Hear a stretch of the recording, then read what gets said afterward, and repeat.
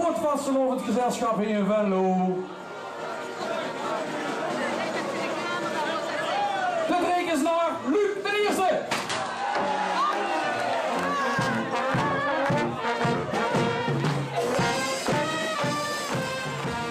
Zoals je het net hebt kunnen zien is de nieuwe grote Venlozenaar bekend geworden. En we mogen hem Luc de Eerste noemen, omdat Luc met LUC geschreven wordt.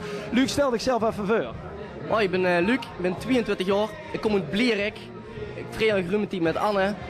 En voor mijn plezier spelen bij Joekskapel Nedermaanturen, waar de meeste mensen me van zullen kennen. De best na geworden in het jubileumjaar. Wat staat er allemaal te wachten? Heb je er enig idee van? Ja, ik heb het programma een beetje doorgelopen, maar nou, ik moet het nog even allemaal zien, maar fantastisch. Ik heb er enorm veel zin in. En de man is hoe wat het programma brengt, we maken er gewoon een feestje van.